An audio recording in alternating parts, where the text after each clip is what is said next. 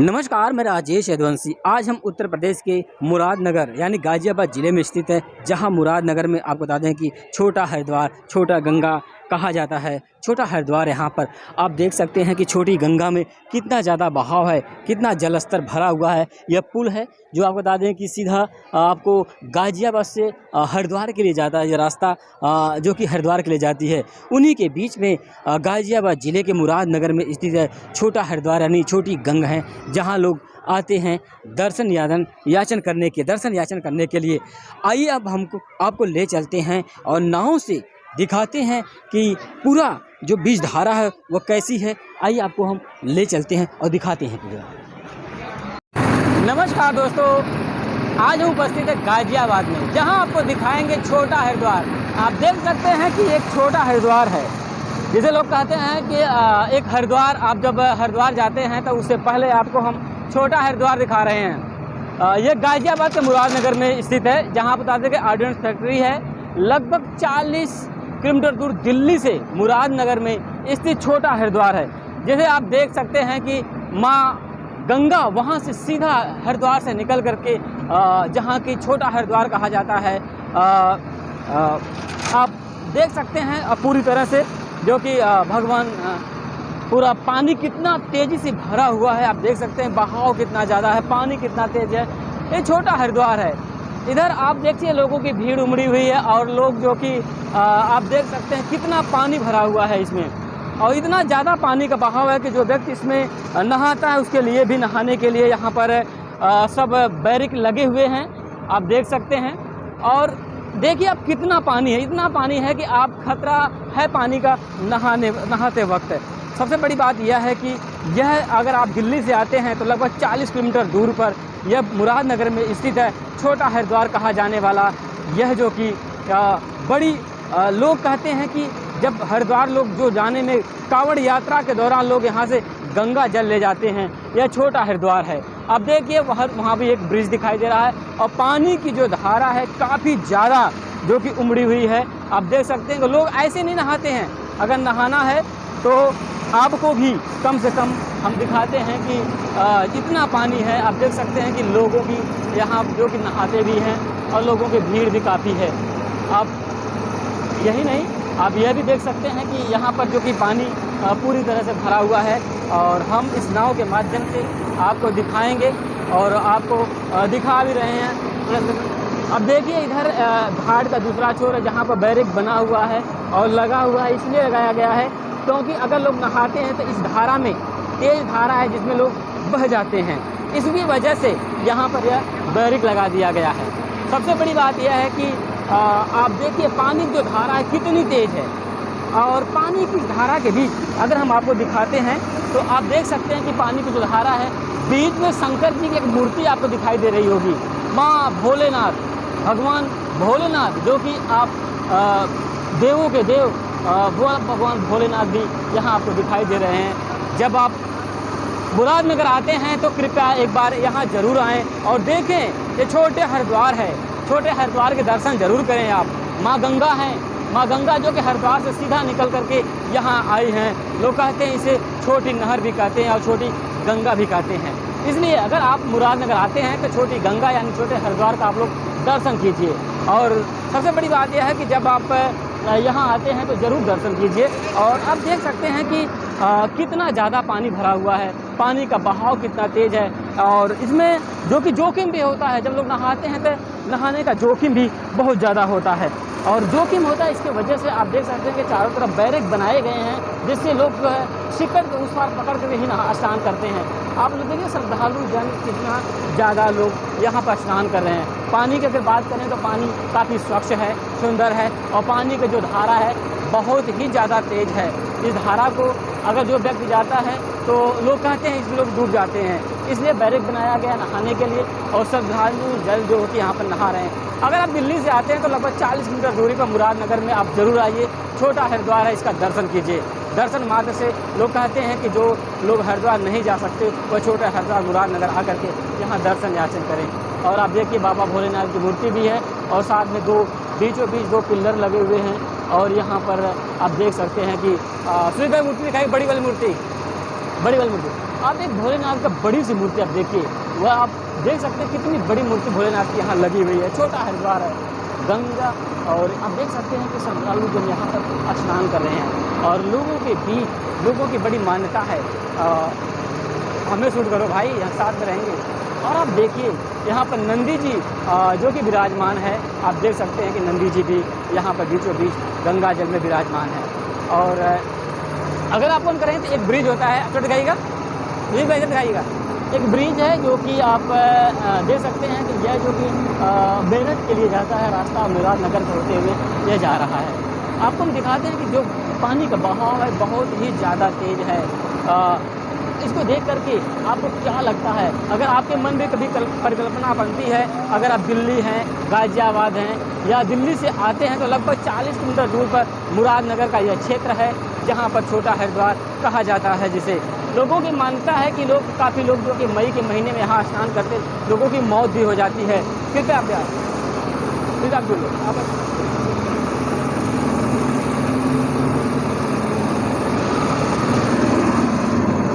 लोगों की ऐसी मान्यता है कि यहाँ जो कि लोगों की मौत हो जाती है डूब कर, क्या ऐसी बात है? नहीं सर, ये बहुत बात है।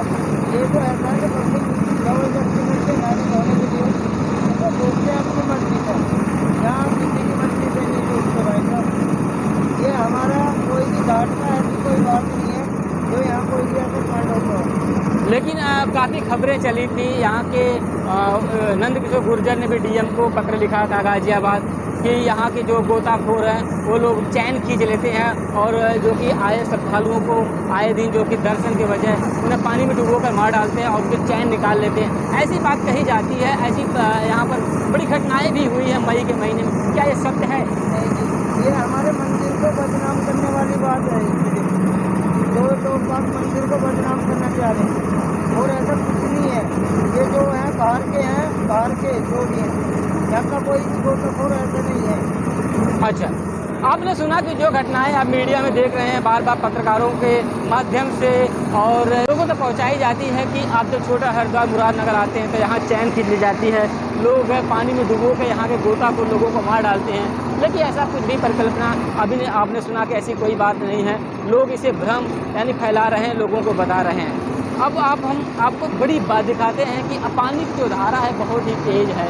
जब आप दिल्ली से जब आप चलते हैं तो छोटा हरिद्वार आप मुरादनगर जरूर आएँ और यहाँ का दर्शन कीजिए और आप भी एक बार इस पानी में डुबकी लगाए। बहुत ही शीतल और निर्मल जल है। एक बार आप डुबकी लगाने के बाद आपको पता लगेगा कितना है ठंडा है। गर्मियों में जहाँ तपती हुई धूप है, लेकिन यह पानी काफ़ी शीतल है, आप देख सकते हैं। जब आप इसमें नहाएंगे तो एक बार अपने आप को आप तरोताज़ा समझना चालू करेंगे, समझ जाएंगे। आप देखिए कितने लोगों की भीड़ है, जो लोग स्नान कर रहे हैं और लोग एंजॉय भी कर रहे हैं। लोग बड़े दूर दूर से लोग आए हुए हैं। हम इन लोगों से भी बातें करेंगे, लेकिन आप देख सकते हैं, परिकल्पना कीजिए और एक देखिए कितना ज़्यादा पानी भरा हुआ है। पुल है, ब्रिज है, यह ब्रिज आपको गाज़ियाबाद से सीधा मेरठ की तरफ जाता है और यही जो कि हरिद्वार चला जाएगा।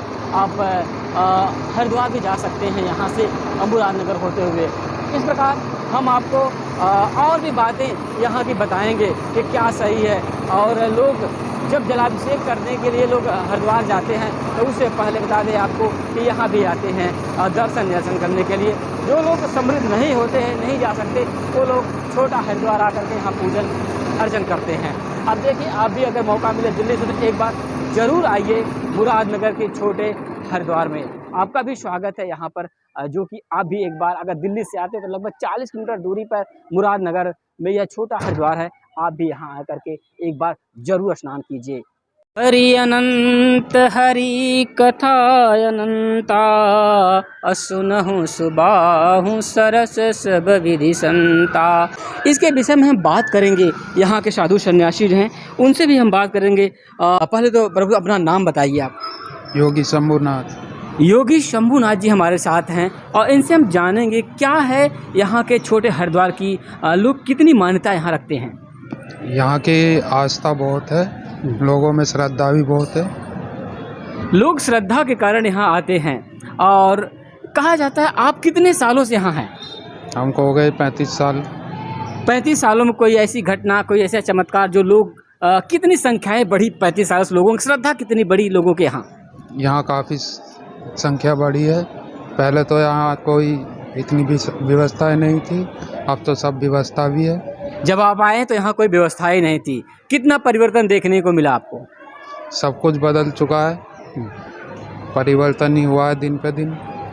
परिवर्तन होता जा रहा है क्या? और बीच में कुछ ऐसी घटनाएं हो रही थी यहाँ पर कि कुछ गोताखोर जो यहाँ के जो लोग श्रद्धालु बाहर से नहाने के यहाँ दर्शन याचन करने पूजन अर्चन के लिए आते थे, तो उनको नदी में पानी में डुबो करके उनके चैन इत्यादि खींच ले जाते थे।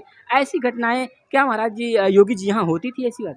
ऐसा कुछ नहीं, ऐसा यहाँ कभी नहीं हुआ है। और ना ही कोई गोताखोर ऐसा है जो कि एक आदमी के पैर बांध सके नीचे, या ये सब मतलब गलत था।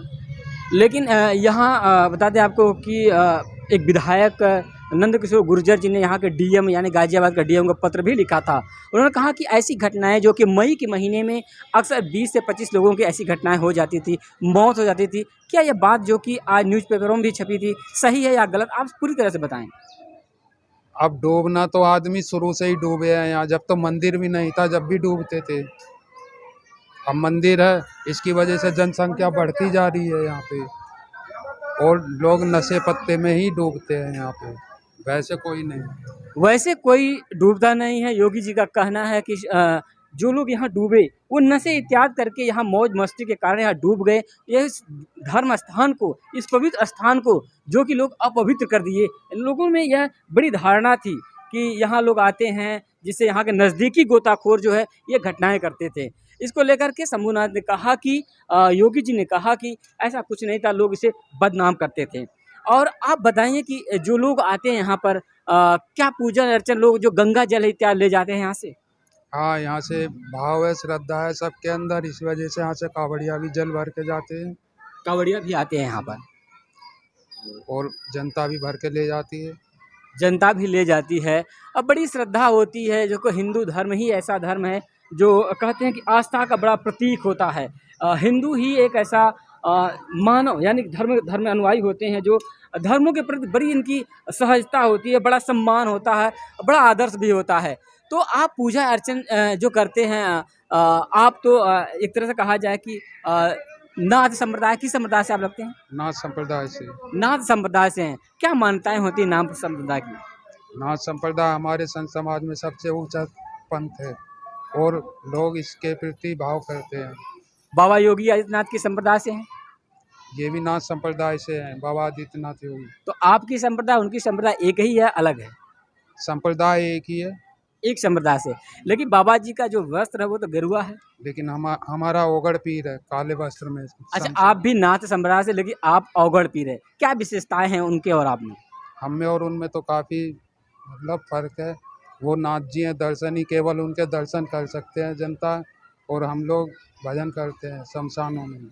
आप भजन करते हैं। कोई बात ऐसी बताएं। क्या बताएं यार? मनुष्य जीवन का उद्धार कहते हैं कैसे होता है, थोड़ा सा 2 शब्दों में बताएं। मनुष्य जीवन का उद्धार उसके अपने कर्मों को सुधारने से होता है। लेकिन आजकल के जो युवा हैं वो भी तो शराब नशे में लत होते हैं, तो कैसे कहेंगे आई सुधर रहे हैं लोग? कैसे सुधारा जाए लोगों को? अब इनको कैसे सुधारा जाएगा?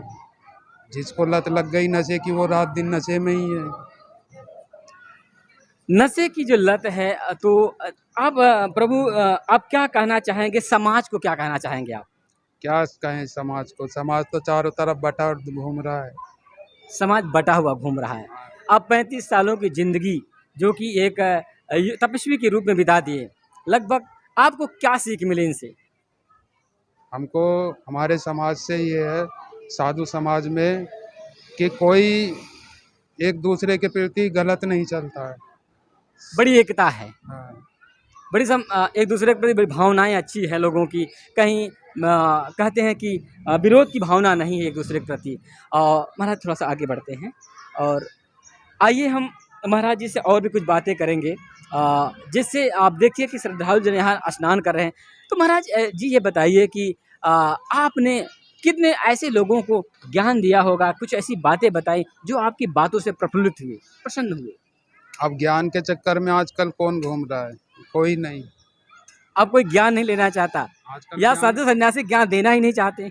नहीं, ऐसा कुछ नहीं। आजकल ज्ञान तो बच्चे बच्चे के हाथों में है। मोबाइल चलाया, सर्च मारा, कहाँ ज्ञान हो गया। लेकिन वो ज्ञान नहीं है, वो तो एक तरह से मन की संतुष्टि कहते हैं उसके लिए। मन को कुछ समय के लिए लोग अपने आप को उन चीज़ों से दूर मतलब कि क्या करते हैं, दूर कर लेते हैं। देखो ज्ञान नहीं है, ज्ञान होता है जो ब्रह्मास्त्र का। ऐसा है, ज्ञान की कोई सीमा नहीं। ज्ञान एक अथाह सागर है, इसको अगर एक बार छेड़ेंगे तो फिर इसमें डूबते ही चले जाना है। लेकिन कहते हैं जितना ज्ञानी होता है उतना ही आनंद आता है। इस बात को भी तो होता है कि जितना आपके पास ज्ञान उतना ही आनंद होता है। आनंद तो ज्ञान में है, लेकिन आजकल इस ज्ञान को पाना कौन चाहता है। तो मोबाइल में कहाँ वो ज्ञान है।